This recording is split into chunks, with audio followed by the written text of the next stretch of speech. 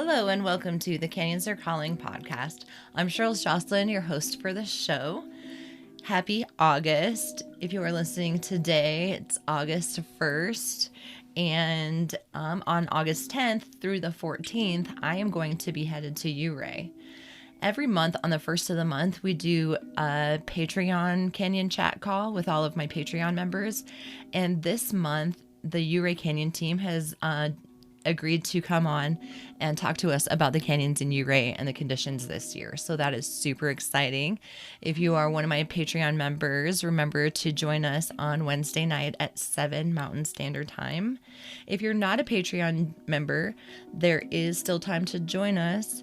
There are several tiers that you can donate, anywhere from $2 to $20 a month, or you can just make a one-time donation, whatever you feel like my time is worth to you. These stories do take a little bit of time to research. They take a little bit of time to record and edit on my end and present this podcast to you, and it's all done on my time. So if you appreciate that and would like to donate, you can go to patreon.com.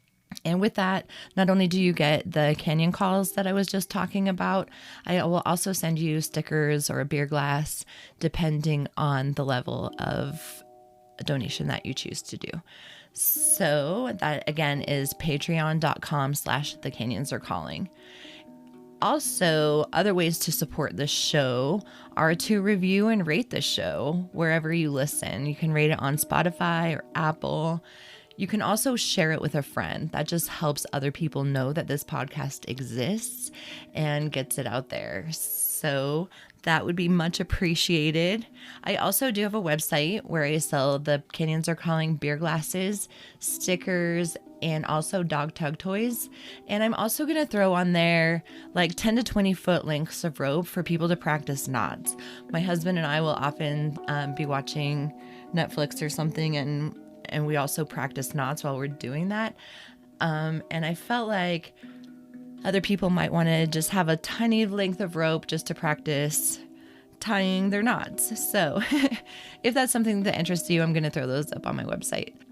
If you order things through Canyoneering USA, Emily Canyon Gear, if you shout out about the podcast on your order, I'm going to throw in a sticker for you. So if you're interested in that, just say hi when you do an order in the comments, and I will throw in a sticker for you. Anyway, on with the show. Natalie messaged me on Instagram and let me know that she had an accident in Lower Salmon Canyon back in April, and she's still in the recovery stages of her accident, but she wanted to share the accident to try to prevent other people from the same type of accident. And I really wanted to get this podcast out before the Ouray Canyon Festival, just because it happened in a Class C canyon, and I feel like some of the information could be relevant to the types of situations that we might get into in Ouray. And she definitely has me thinking about the harness choice that I'm going to use. So anyway, here is my story with Natalie. Enjoy. So today I am here with Natalie, and she is here to share a little story, canyoneering accident with us. First of all, I just want to know a little bit about you and how you got into the outdoors. So into the outdoors, it started with college. There's an outdoor club. We went backpacking. It was like February, got snowed on, no tent, and it's kind of weird that I went out to do it again. But yeah, then I got into caving and eventually wanted to get vertical with it. So I discovered canyoneering, and the SoCal Grotto, they have like monthly visits for not visits, practice for SRT. So that really got me started with the vertical scene. Very cool. So you started caving and then got into canyoneering. Sounds like. Yeah, for sure. I've been caving now for like 10 years, and then canyoneering for like just 3. Okay, wow. That's awesome. I have yet to get into caving, which is Oh, really? I have some friends that do it and it looks awesome, but I'm a little claustrophobic, so I have yet to Okay. underground. Yeah, well, there's case for that too. Right. That's what my friend Wes is super into it, and he's told me like there's a lot of cool places near here that we could go. So one day. Yeah, and people like these sports are all so similar, but people really don't, I feel like, honor the differences between the sports. I mean, even within canyoneering, there's dry canyoneering and there's wet canyoneering, and there's a difference. So Yeah, for there's a sure. huge difference in Class C and what we have here. Hmm. We have all dry canyons here. I mentioned the story before, but we thought that we could practice this Class C canyon, Class C in quotes, near here, and it was absolutely nothing like what we experienced in Uray. And I have yet to go to California and do those ones out there. They look awesome. Oh yeah, yeah, for sure. Very cool. So what are some of your favorite canyons out there? What was California, that? like there's a lot of classics. Right now, I don't really frequent the same canyon often, but if I do, it's going to be Seven Teacups. I mean, it's right in my backyard. It's pretty close, and it's a fun canyon. Honestly, it's a good day, and go to the brewery after. So I think if which one do I frequent the most would definitely be there. Seven Teacups is high on my list. We were almost went in July, but I couldn't get a dog sitter for the week. Oh yeah, and like depending Super what sad. part of the summer you go, like the water is pretty murky, so somebody might go there and be like, "Oh wow, this is her favorite canyon," but it's my local canyon and definitely like one that sits close to my heart. Very cool. So we're actually here to talk about an accident. So maybe how to transition into that well. But what happened on the day of your accident? Yeah, so it was it was supposed to be just like an easy day. In fact, we weren't even supposed to go. I didn't even know we were going. We like rushed out the door last minute, forgot rope. We were like late by an hour. It was just, already off to a rough start. But it was supposed to just be like an easy canyon, no big deal. Um, the water was maybe like moderate flow or so. Um, and if you look on Rope Wiki, they say like it can be qualified as an R rating in the rabbit hole. But to be honest with you, I looked at the rating like I didn't like read super deeply the beta. Like I knew there was a rabbit hole, but I didn't really think too much about like the possibility of an R rating and what that meant for me and like where I fit into that, because I feel like that's so subjective and you can't really know what that means um unless you're like reading accident reports, in my Right. opinion. But yeah, so it's kind of like a funnel, the feature that I went in, and First of all, what canyon were you doing? lower salmon, Okay. lower salmon in California, yeah. Okay. Which is also like right in my backyard. Um, Mm, so yeah, once it was my first time running the canyon, but we had someone in the group that had run it multiple times before. mhm. Um, so we get to the rappel, and as I go under the water, like it starts hitting my chest pretty hard, and I weigh about like 130, 140. So I'm also wearing a caving harness because I'm a caver first, really. And people told me like, "Oh, get the one with the scuttlebutt," and I just didn't understand the value. So I just always I'm always canyoneered with my caving harness. I never really thought too much about it, but there's a huge possibility that, you can flip a lot easier because your attachment point is lower. That's But fair. anyway, yeah. Yeah, so that's my setup. And as the water is hitting me in the chest, I kind of like tip back a little bit. And, I use my free hand to like guide where I'm going. I don't use my free hand to like hold on to the top of the rope. I know like a lot of people do. I've been actually explicitly taught to like not do that. Yeah, right. But I feel like there's obviously a time and a place where it would make sense to do that. For example, if you're starting to like tip over, and I just, didn't, it all happened so fast, I don't know. But I started tipping a little bit, and then I was like, okay, it went down just a little bit further, and now it's like the full force of the funnel like on my upper chest, like only my upper chest, because it was a little bit of an overhang. Okay. So yeah, so like flip on rappel.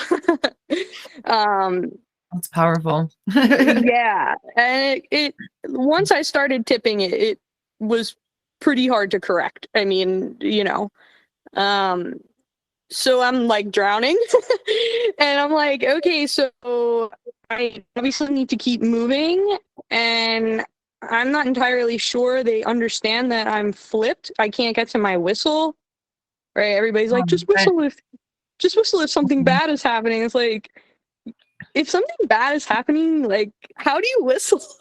Like really. Right. Right. Which I think kind of brings emphasis to the importance of what I would call a spotter. So you're either getting a belay, or someone should like have their eyes on you if they can. Yeah. And That makes obviously sense. you can't always, like, there's features that are overhanging and whatever, but if somebody's down there, like, they should be watching you. Not to like, put blame on anyone, but like looking back, I'm like, that should be something that everyone thinks about, is like, okay, I Yeah. made it down.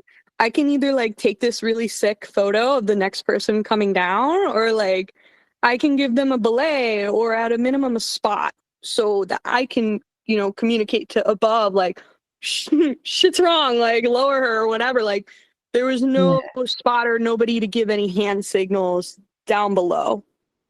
Um, so yeah, I started lowering myself upside down, and honestly, I don't know what happened.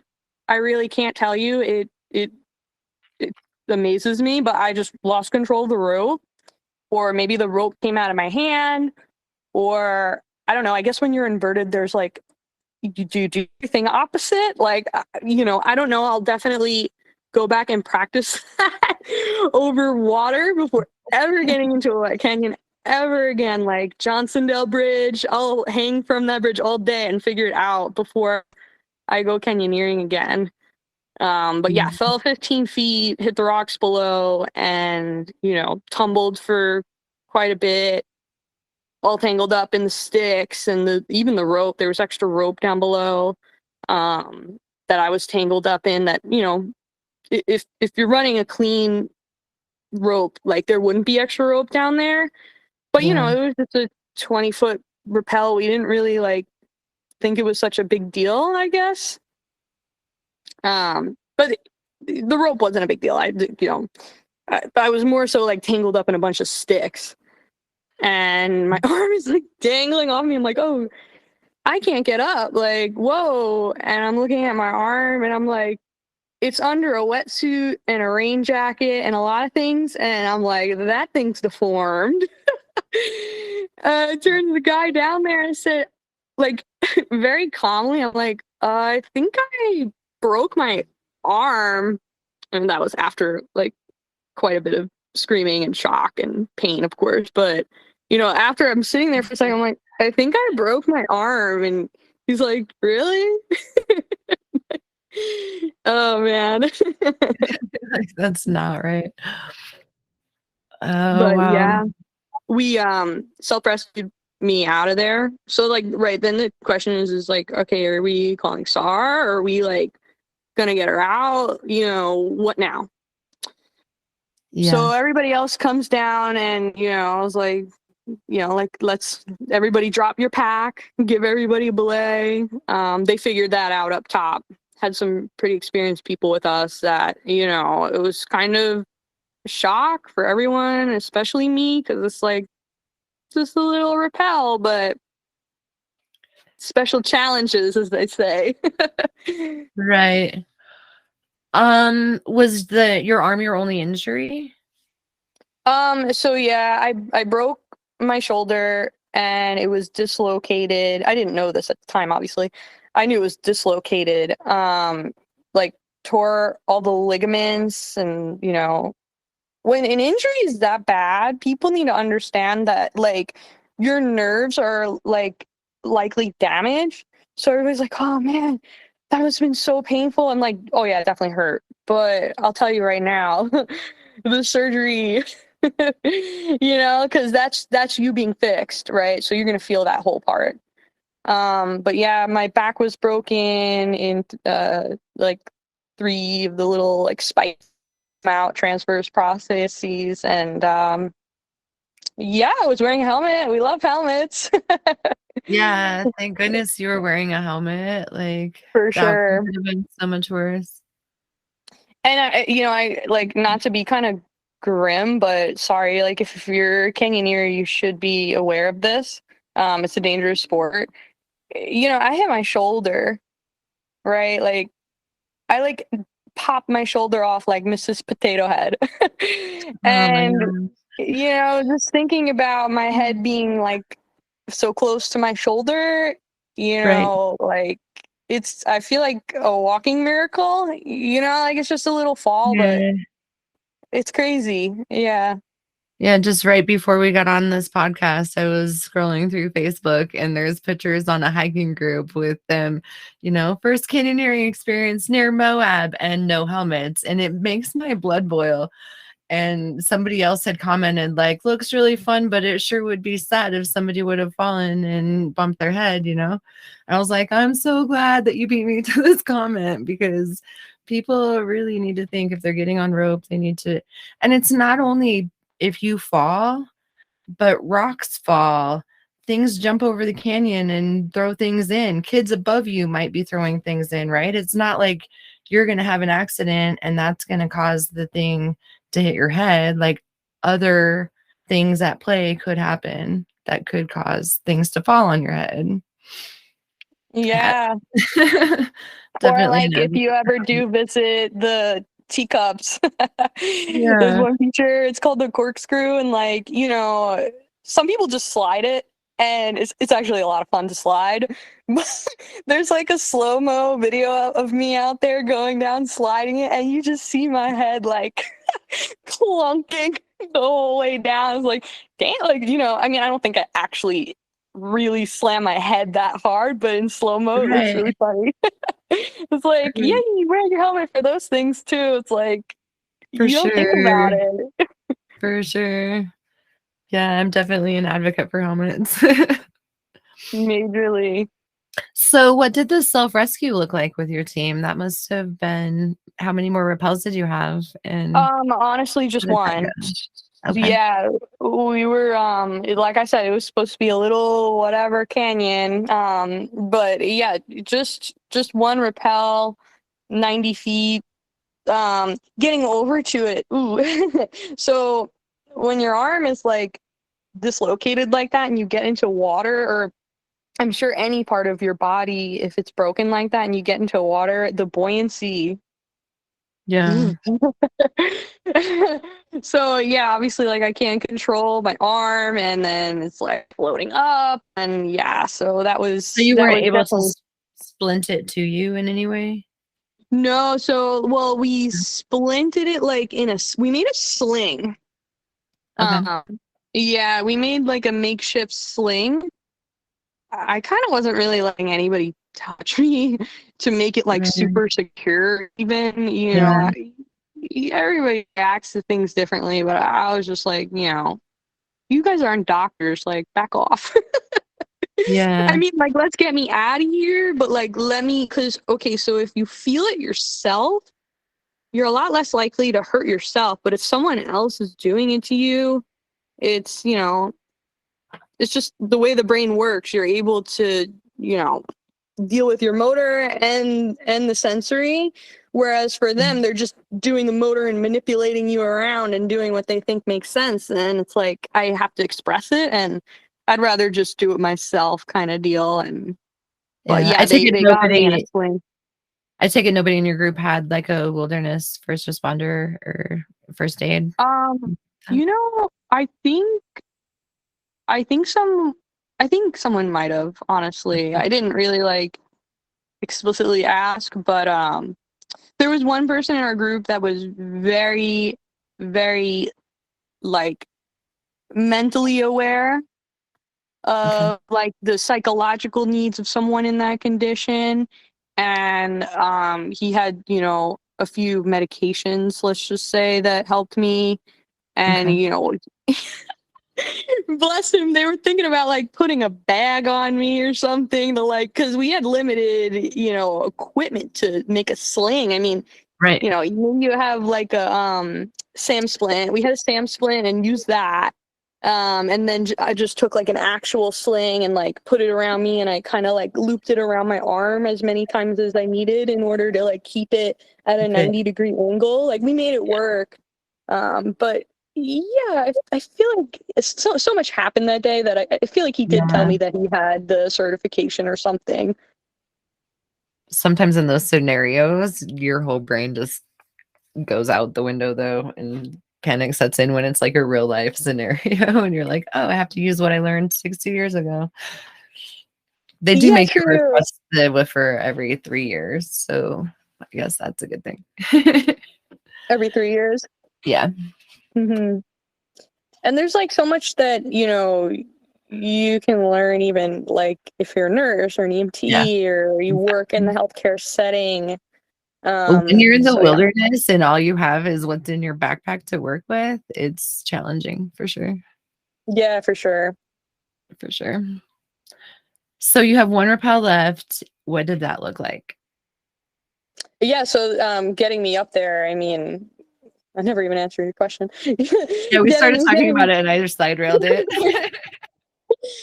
getting me up there, like, you know, lots of assist and just slow moving, man. I mean, we only had one rappel and it took us 3 hours to do that and like walk me out. I think it was like less than a mile or something. I mean, you know, I was in a lot of pain, took a lot of breaks, but we got me out of there. Were But you yeah, the aware that lowering, your back was broken? no, my Okay. back hurt really bad on the hike out at one point. And, you know, I assumed that it was because I was compensating so much. You know, I'm like limping out of there and Yeah. hobbling my way out. Right. So that's kind of what I thought it was. And then, you know, I went to the doctor and I said, you know, my back hurts. So well, we went to the ER and I'm like, my back hurts. And, you know, they just got all drugged up, fixed my shoulder, and discharged me. And they don't let people back, you know, because of COVID or whatever. So never really got my back checked out until a week later and got the MRI. And I was like, is this a typo? But hey, my back's broken, you know? I Wow. mean, it hurt, but not, I didn't think it was broken. I thought just like my muscles were sore or something. Yeah. That's incredible. I feel pretty lucky. I mean, like, that was kind of my first takeaway is like, how did that happen? And like, I'm not paralyzed. Like, I didn't hit my neck, you know, like, I really just, the impact was on my shoulder for the most part. And it's feels pretty lucky, you know? Yeah. So you mentioned in your email to me that you always imagine dying in a canyoneering accident, but you never imagined surviving one. And that was Yeah. really powerful for me. Like that brought tears to my eyes when I read that. It was very powerful. So can you explain a little bit about like what you're going through in this healing process? Uh, no, I can't. Like, Right. no. But I mean, you know, like just kind of looking through the day to day, I mean, I think more so I'm thinking about after surgery more so than after the fall. Because believe it or not, after the fall, talk about mania. Like I just kind of picked it back up and, you know, took a Yeah, you've hot got bath adrenaline and kicking in and you're like, I've got to get out of here. I've got to get to safety. I've got to save my life. oh Let this yeah, just yeah, but I mean like happen. after getting dismissed from the discharged from the hospital, like, you know, I just kind of slept on a couch and took a hot shower and like didn't really like understand what was going on, and then Okay. After the surgery, yeah, like we're talking like, mommy, help me. Yeah. But Um, I think, to be honest with you, I think the most alarming and like trickiest thing that I've gone through so far is physical therapy. Like my first visit in particular, she took one look at me and was like, "Oh yeah, like do this like little thing, like move your arm, like slide your arm around on the table," and like my nerve is messed up too, so like I can't engage the muscle. But I mean, it also might be atrophy. I was in a sling for 3 months. mhm. But like I think that's what it was, because that was like a month ago by now, and like things are looking up.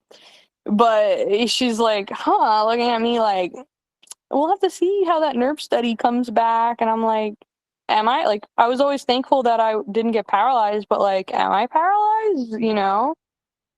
So Huh. that, I mean, when you call it atrophy, it's like, oh yeah, like it can grow back. But when you think about like paralysis, I'm like, what does that entail? And actually, the nerves do grow back. And I mean, obviously, not in your spinal cord, depending on how bad it is, but they do grow back. So you just have to stay diligent and stay positive. So you have lack of movement in your arm right now. Oh yeah, I'm walking around like like a limp biscuit. Oh. I should really audition for like a zombie movie or something. But I mean, yeah, the physical therapy, seeing how much like progresses in just 2 weeks, it's actually really encouraging, to be That's honest. awesome. Yeah. That's cool. I mean, my boss tore his bicep and he's like not able to do physical therapy for a couple of months. And to me, that seems weird because he like looks totally normal, but he just can't use his arm, can't lift anything, But I think he went yesterday and he's going to start physical therapy now, just to rebuild that arm. But I'm like, wouldn't you want to be building that muscle the whole time? But you do have to let the bicep heal, I suppose. Like the tendon Yeah. that you ripped. And you Yeah. probably have a lot of those He'll like do a degree. rib tendons and ligaments and nerves and all that stuff in your shoulder too. Yeah, plus I Oof. got surgery too, so it's like you have to let the surgery heal for 6 weeks Yeah. before they want you to even like think about getting out of the sling. It depends on your doctor though, because Yeah. So you're 3 months in. How much longer are they saying that you will be until you can be like active and hiking again and stuff? yeah, my surgeon, well, I got a second opinion, and my first doctor was kind of anyway, but I got a second opinion, and he said that he'll get me back a sports orthopedic. There's a difference between that and a regular ortho. Yeah. And because he's lived the experience. Like I looked up like his background. He used to play rugby in college, and like I'm like, okay, this doctor, he gets it. Like, Right. He knows what an active lifestyle it looks like. yes, yes. And he told me 6 months, but that was kind of before considering the whole nerve thing. I don't know. Mm, I have more tests left to do, so last okay. I heard was 6 months. So I'm benched until 2023. Fingers crossed. That would be so hard for me. But Yeah. are you It able is. to get out and do things just to help your mind get clarity? Yeah, so actually, like, I live really close to a park, and every single day I go for a walk. I go for a 2 mile walk. Like, ever since 2 weeks after my surgery, I built it up to be 2 miles. It's kind of hot where I live. It's like 110. So I wake up in the morning, go for my little walk, and sit under the trees, and it's nice. I'm on a summer break. I mean, the timing of it was really, really convenient that I already had like a couple of months off. But anybody who's doing these sports, especially someone that's young, you better have an emergency fund. Like, first of all, like it's like one thing if you like die in exactly, if you die in an accident, it's like, well, you don't have to think about that. You don't have to deal with the consequences of that. But if you survive it, Right. I don't know. I just never really like thought about surviving too much before. I was just like, don't mess up, don't mess up. Yeah. Yeah, surgeries and emergency care is not cheap in the United States at all. Yeah. Honestly, something crazy is I actually have really good insurance, so That's I'm kind of awesome. an anomaly there, to be honest. Yeah, that's definitely something to consider. And there's also there's programs out there where you can pay for like emergency evacs and things like that, like insurance that you can get in case you need like search and rescue. I'm gonna look up what that is exactly, and I'm gonna have that in our show notes today because that's something we all should consider, like myself included. Yeah. Um, yeah, just so for the in case. Yeah. So when you go back out again, what will you do differently? Um, to be honest with you, yeah, that's like the magic question that my friends and family are asking me. They're like, "Are you gonna do it again?" And it's like, do what? Like, am I gonna like go outside in the sun again? I mean, like, yeah. Like I don't understand that question because I do a lot of things outside. But as far as like canyoneering definitely was one of the sports that like I was doing more frequently, more regularly. I had more friends that did it. So it's like, am I in a cult or what? Maybe a little bit, but that's Right. okay. It's It's a called good call. community, sweetie. Look it up. But yeah, what I'll do differently is I will not enter a wet canyon with a caving harness. I will not enter a wet canyon without practicing inversion. So like I'm literally gonna go to a local bridge that I know has deep water under it, and I'm going to literally practice that before I ever go into a wet canyon. Cause like that's just a skill. Being someone who's a little more lighter weight or something, I guess we're kind of more likely to flip, or short people. I don't know how we're tall people. I don't know like really what all the physics are of it, but I feel like any canyoneer in water should just be aware that there's a risk of inverting, and they know, be ready, like know how your device works when it's upside down. Because I don't know if I'll use a squirrel in a wet canyon again. I don't know. I don't know. I'll just have to practice it, really. But probably I would get like a critter or like a different device for wet canyons. I like the squirrel a lot. Like add friction real fast, and it's just like Mhm. I'm fluent on it, and it makes me. It's just like a rack, and I don't know. I like it a lot. But obviously, when you're at a certain angle, those gears can pop out, and that little jerk. I don't know. It can whip the rope out of your hand, or just startle you enough that you lose your grip. Hmm. Yeah, I just similar thing happened with the squirrel where I couldn't get the friction fast enough and I dropped like 30 feet and had blisters on every finger on my left hand because I was trying to death grip above the thing, as well as between my thumb on my right hand because I was like way back behind my butt. But I was just going too fast by the time I tried to add the friction and I just couldn't do it. And my problem that time was I usually go to a short cliff and practice. And with that device, I hadn't done that yet. I was Hmm. just so excited to have this new device or whatever, and then didn't use it right, didn't know how. So, but then yeah, my caving friends loved the squirrel. Yeah, actually, I know of a story that's kind of similar to what you're saying about blistering your hands and just going too fast. And I don't know how much of your audience is cavers, but basically, this girl was on very beginner, somewhere she shouldn't have been, really. And she's, doing like a 500-foot drop and tag area and takes all the Wow. bars off of takes all of the bars off of her rack because she's lightweight and she can't pull the all that's a lot of rope under you. So she's not strong Yeah. enough to feed it. So she just keeps taking off the bars, and then she hit a wet spot and she only had like 2 bars on, and she fell like the entirety of the drop, and they literally saved her life by providing a belay. So to me, obviously you're going to provide a belay on that big of a drop. There's absolutely no reason not to, as long as you can get out of the fall zone.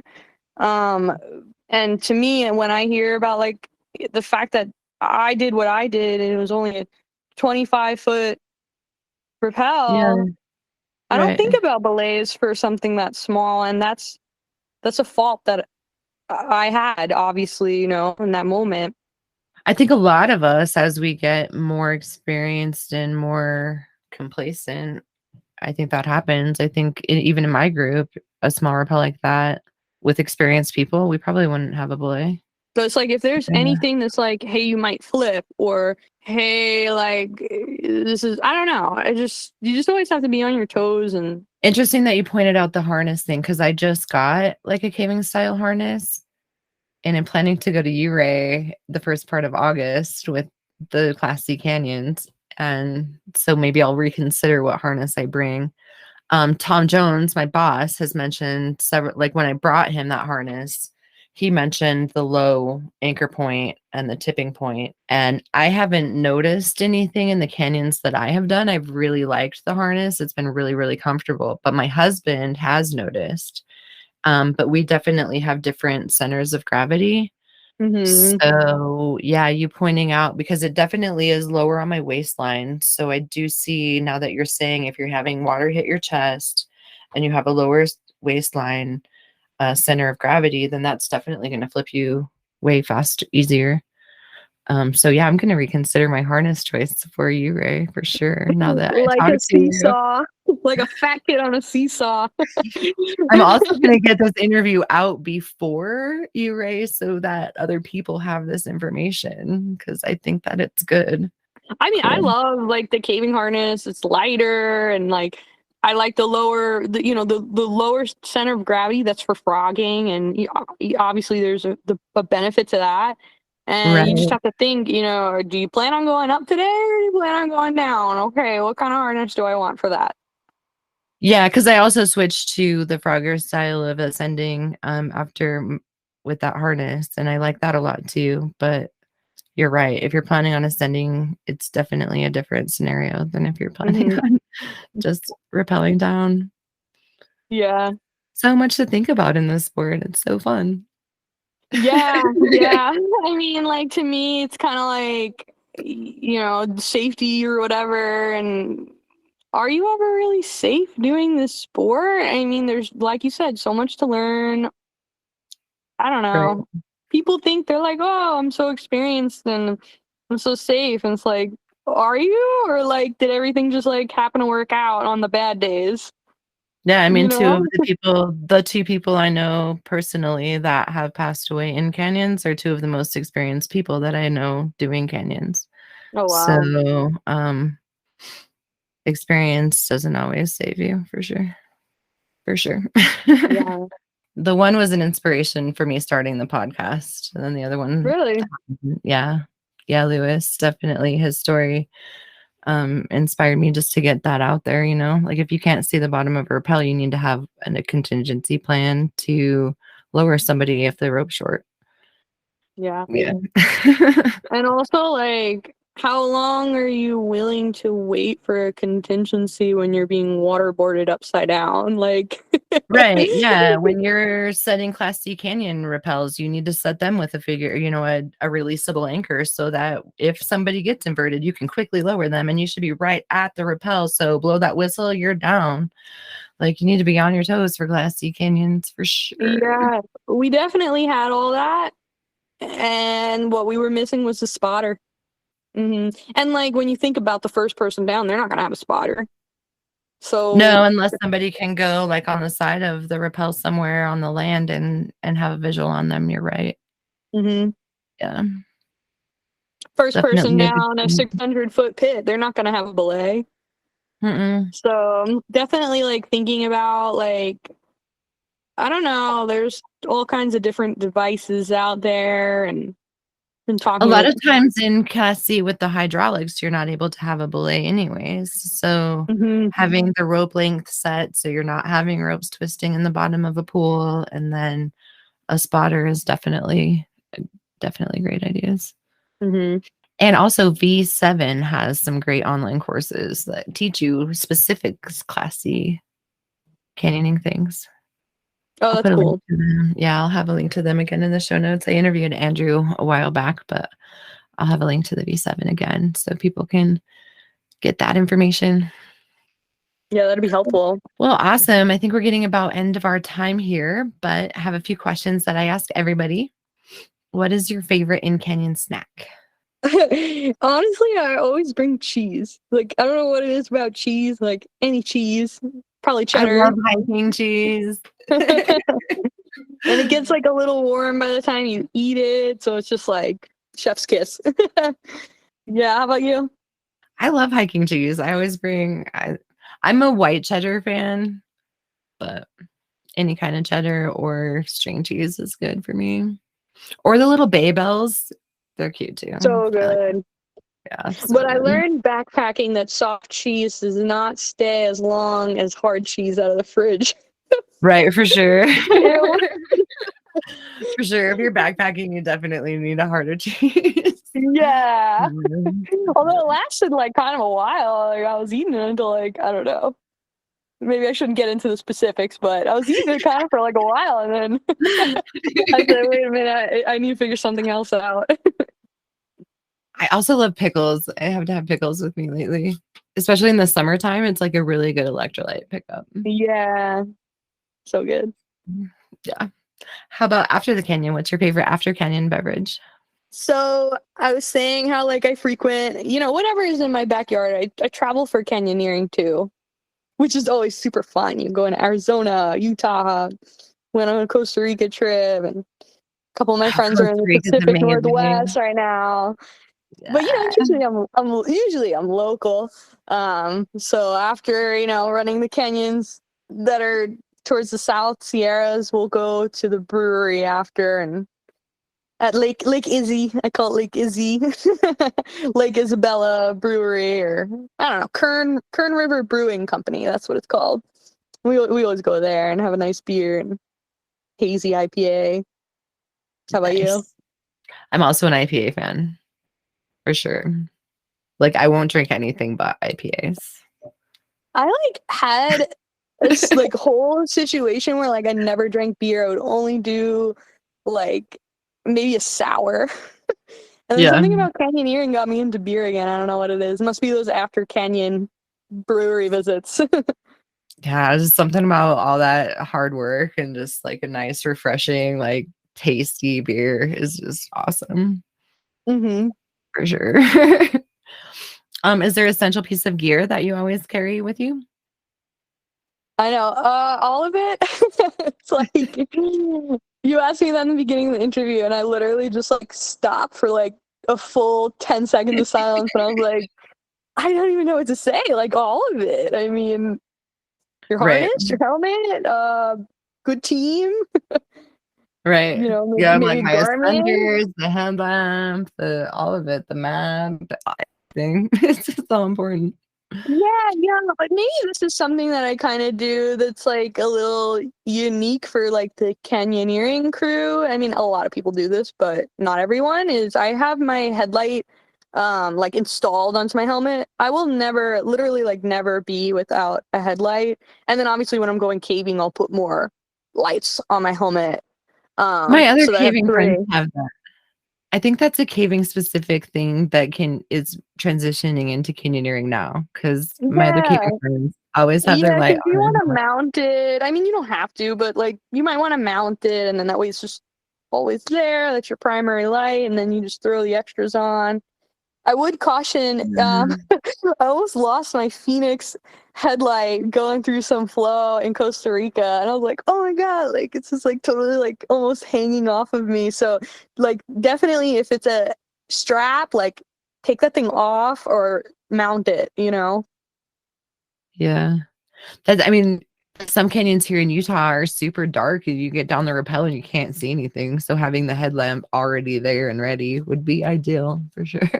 Oh yeah, like Like once you get Leprechaun, down I'm there. thinking Middle Leprechaun is the one specifically that's coming to mind. But yeah, it gets Yeah, pretty when hard we to go keep. caving, like, I mean, it's such a stark difference once you get in, like, down below, the ground. Like, it's like, okay, it's like dark down here. But I could Yeah, see how with like canyoneering, you could get like kind of far down. You're like, okay, it's like gradually getting darker and darker. But yeah, usually for caving, like, you notice right away, you just put your light on before you even get on rappel. yeah. I've been in a few where I have to be like, okay, I'm digging out my headlamp now so I can see the rest of the way. Having it already there would be ideal. Yeah, definitely, definitely. Nice. Is there anywhere in the world or where in the world would you go and why? Okay, so like telling you about how life is after recovery, here is as much that I will share is that you need something to look forward to, really, genuinely, like probably always in life, but especially in hard times. So, I actually got a camera recently, like kind of a big deal for me because I'm like kind of stupid. I don't know anything about like technology, so I'm learning it all on YouTube. But I want to go to Alaska and take pictures of the Northern Lights. I feel like that would be really sick. And, like achievable goals too, because it's like Yeah. in the beginning it was scary. Like, is my arm coming back? Like, you know, it might not. Like, am I coming back? Like, you might not. Right. Fall like that. So, yeah, definitely looking forward to a trip to Alaska and a caving trip to Italy in the works. A couple years out, but definitely thinking about it and gathering data on those areas. Very cool. I like what you said about having achievable goals because you know that you'll be able to hike in Alaska and take pictures of the Northern Lights. So, Yeah, nothing like, can no take that away matter from what. me. Unless Yeah. like I get into a car crash or something. Like, You can't walk I again. don't know. Yeah, that's definitely something to look forward to. Anything's possible. And people are always like, why do you put yourself in so much danger for this or that or, you know, for things other than canyoneering even, and like traveling or whatever. And it's like, okay, but if I don't go and then I stay home and I'm like driving to the grocery store because I Right. want to make like chicken dinner and then all of a sudden I get into a car crash, like what if you went and that saved your life? So just always do what Right. you want to do.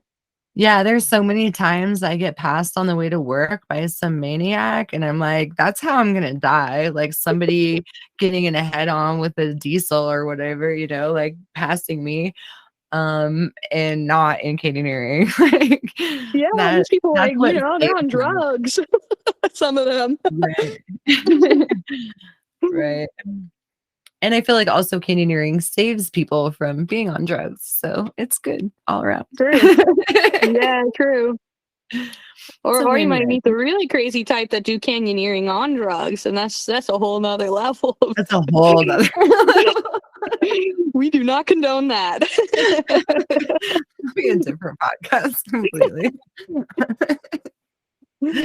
Awesome. Well, Natalie, is there any safety advice you'd like to leave our listeners with before we say goodbye? Just be ready. Communication. You can't communicate if you're not there, right? If you're not having your talk beforehand, before getting on rappel, before even starting the approach or suiting up or Right. whatever, Before even leaving the parking lot. create space for that. Or even like, are you coming? It's like, like I said, like we were like an hour late, didn't bring rope. Like, I don't know, like make space for that stuff. Yeah. Yeah, definitely clear communication and making sure like you're bringing this. Somebody has a first aid kit. Somebody has the helmet. Somebody has the rope. I mean, everyone has the helmets, but making what are sure your that everybody knows. strengths? Yeah, Yeah. what are your strengths and weaknesses? Like, do you have medical conditions?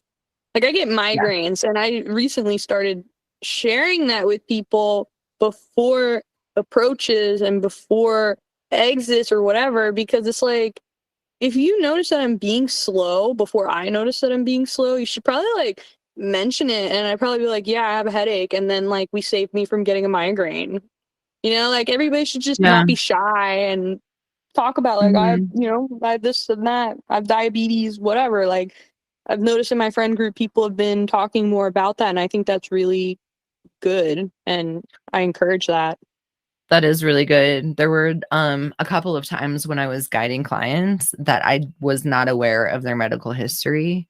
And we would get in situations where I'm like, these people could clearly die in my hands, and this is not a cool situation. And so then moving forward, like I made sure, like in the car on the way to the thing, like, hey, do you guys have any conditions that I need to be aware of?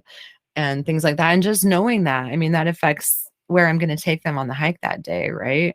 Yeah, It's gonna affect how fast we hike. It's gonna affect how many breaks we take. It's gonna affect what food we eat, right? Like so many things. your call out. Yep. I'm actually getting a little miffed because after my accident, obviously now I'm call out girl. I'm benched, so might as well make myself useful and be like, "Hey, where you guys going? Like, what time are you gonna be out? Cool, I'm call out girl." Um, don't be late to call out. Don't make a call out that you can't meet. Yeah. Communicate. Use your little Garmin thing, but don't expect it to work. Just Yeah. don't make call outs that you aren't gonna meet. Plan your day. Figure out if you have noobs with you. Figure it out, and make a call out that you can meet. And Yeah. I'm speaking to one person in particular.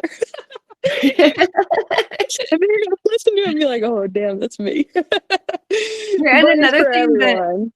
yeah, for everybody. One thing I was thinking of today, actually, I will have my mom often as my emergency contact, but I rarely tell her my plans. And so I feel like that's another thing, like with the call out thing, like if you're having somebody listed as your emergency contact with the Garmin, whatever, like they should know where you are. They should have a complete detail of like, we're in this canyon, we expect to be out at this time. Maybe, give yourself a few hours because things happen. You go slow, you take Yeah, pictures, whatever. Um, and then, let them know, because if the thing happens and search and rescue is called, that's such good information for them to have. yeah. Or maybe they're rebuilding every single anchor because they can, or they should, or they need to. They need to be You done, yeah. know, Sometimes and it's just also knowing if you're like, especially if you're out of state or someone's not canyoneering in your region. Like, I know what county I'm in, I know what county the local canyons are in, but I don't know the other counties when I'm traveling. And if my friends are out of state and I'm their call out and I call 911, let's just say you're going to have some issues, and you need to know what county they're in, not just what canyon they're in. And somebody Mhm. was telling me, you also need to be very specific, because if you tell them canyon, they might send a boat. So, like, Right. reach out to your local people first, because search and rescue, sure, like, they're experts, but they're experts Yeah, in search and rescue, not canyoneering. So, yeah. That's a good point. And here in Utah, I mean, like North Wash and Escalante and some of these areas down here, like you can pass through 3 counties just in a couple of hours. And so knowing, exactly what region of the area that they're going to be in and what canyons they're going to be in is definitely important to know and which we search meet and rescue. like Yeah, and we meet like a lot of people that are, they're cavers or they're canyoneers and they're search and rescue. So like, yes, there's totally people out there that like are baller and they know the whole deal. But Yeah. I wouldn't bet on that, because I've been to NCRC, like a pre-meeting over on the East Coast, and a bunch of firefighters were there, search and rescue or whatever, and seeing them cave, I was like, damn, I don't want any of these guys rescuing me if I'm stuck in a cave. Like, I'll get it myself. Right. Yeah, in this area, they are trying to get more canyoneers involved in the high ropes search and rescue for sure. And Zion Search and Rescue has a high ropes team that practice a lot. But like Escalante, Garfield County, Moab, I don't really know what they have. So we all should volunteer our time and efforts because Yeah, we have the true. knowledge for sure, me included. I've been asked several times, and I just like the sight of blood freaks me out. So that's what kept me out. But I know there's more that I can do on the sidelines. So I should step up. Yeah, and like I feel like when you're really in the zone and you see gore in the moment, if you're a canyoneer, I hope that you can figure it out because like Right. like you shouldn't be doing the sport if you're gonna like see a little bit of blood and be like like because you Right. can It's like scream suck for it a up. little bit if you're the injured party, but like calm down Yeah. after a while. Yeah. Right. Exactly. Just take a couple breaths and deal with it. But yeah, for sure. I mean, I used to work at a hospital, and that was the same way. Like, it's the reason why I'm not a medical doctor is because I'm squeamish. But you get used to it, and eventually you're like, oh wow, I can like help be a part of the solution. Like, I can't fix your bleeding, but I can fix this. So knowing your strengths and weaknesses there, where Yeah, you for fit sure. in the team. Yep. It's important. Everyone's important. Well, awesome. Thank you very much for sharing your story today. Do you have anything else that you want to add? No, I mean, thank you for having me. I know, like, it's kind of a little bit like weird to talk about accidents for some people, but I feel like it's important to talk about. Yeah, I feel like learning what mistakes were made so that other people maybe can try to avoid those mistakes and not find themselves in the same situation is why I want to share these stories. Yeah, me too. I definitely appreciate you wanting to share yours because I'm sure it's not easy talking about what went wrong and healing's got to be frustrating and hard. Yeah,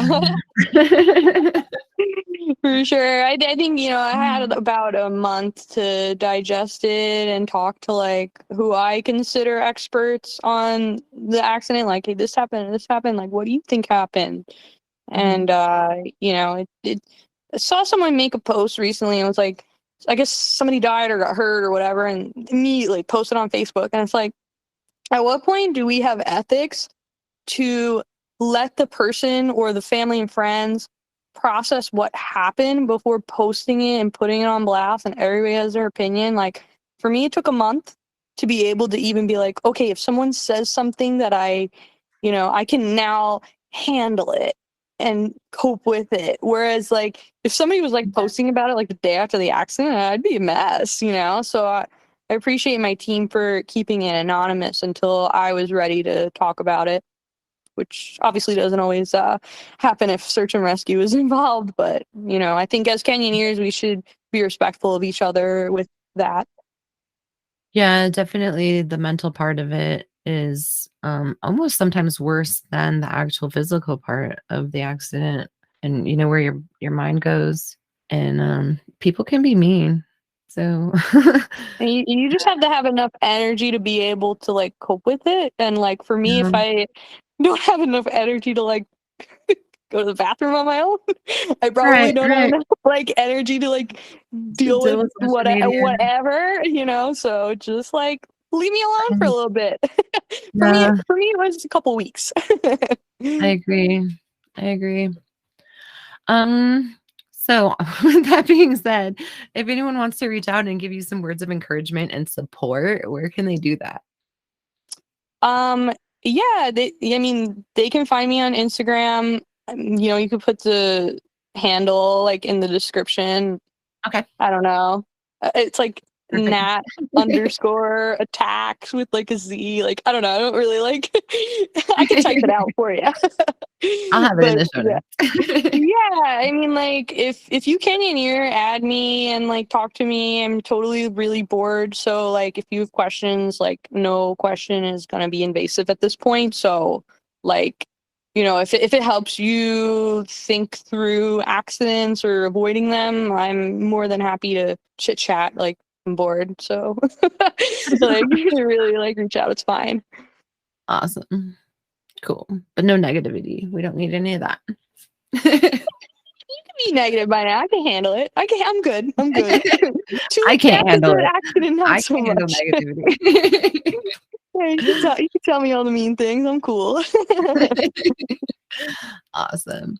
Well, thanks for your time, Natalie. I think the canyons are calling and we should probably go. All right. Take care. Okay, that concludes my interview with Natalie. Thank you so much for your time. Her attitude is so awesome with those injuries. I hope that if that ever happens to me, I'm that strong. In looking for the search and rescue insurance information, I found a few different articles. I have a link in the show notes. It kind of depends on your area and where you're recreating, what's available to you. So I have some information about that. Also, we talked briefly about V7 Academy. I have a link to them in the show notes as well. I am definitely going to be refreshing my memory on Class C canyons before I go out to Ouray. It's been, let's see, we came back from Costa Rica right before they shut down the world in 2020 with COVID. So it's been a long time since I've actually done Class C canyons. So I'm definitely going to go to V7 Academy, refresh my memory on, the whole different aspect of Class C canyons when you have the water pressures and the hydraulics and the turbulence to think about. It makes it a whole different sport. So I definitely am going to also reconsider the harness choice that I'm going to bring. I've been using the Mazarin harness, which was recommended to me by the Pacific Northwest Canyoneers, and they also do a lot of Class C canyons up there. So maybe with a chest harness, it would be a better idea, or I'm just going to wear my regular harness that is, my regular canyoneering harness with a higher clip-in point so I don't get inverted underwater. That's really scary and one of my biggest fears in Class C canyons. I did have a friend that flipped in Upper Uncompahgre, and luckily she just was a second and then came back down, but it's pretty wild up there. You people that are always used to Class C canyons are probably like, you're an idiot. It's so much more fun. But I feel like they're totally different sports. So anyway, enough of me rambling on. Check out the V7 Academy if you want more information about Class C canyoning. It also just has a lot of information about, anchor setup and stuff like that. So it's good general knowledge for canyon resource. Again, that's v7academy.com, and have a link to that in the show notes as well. They have a lot of free courses, and then they have some courses that you can pay for. So if you want to advance your knowledge, there's that option too. But they do have a ton of knowledge that's for free. So it's definitely worth your time to check out. Also, again, check out my website, The Canyons Are Calling. I have the beer glasses, stickers. I have some of the podcasts are on there. I'm a little bit behind on those. So the last probably 4 episodes are not on there, but I'm going to get those up soon. Also, there's the beer glasses, stickers, knot tying ropes, and dog tug toys available on there. And also, if you could remember to rate and review the show wherever you listen on Apple or Spotify, that just helps more people know that it's a good listen and what the show's about, people like it, things like that. So also remember to share it with a friend. I feel like canyoneering is always better done with friends. So if you share the podcast with friends, it's almost like canyoneering with a friend, sort of. Anyway, you can also follow us on Facebook. I have a Facebook group page, The Canyons Are Calling. I'm kind of active on Instagram, thecanyonsarecalling.com. It's how Natalie reached out, and I actually found her message in a timely manner. So I'm kind of proud of myself getting better at Instagram. Also, if you like this beautiful handpan music in the background, that is Z, the Handpan Man. You can find him on Facebook, on Instagram, and on the internet, zthehandpanman.com. Tig Booth wrote our introduction. And shout out to my grandkids again for saying, "The canyons are calling. Let's go." Which reminds me, they just called. I probably gotta go.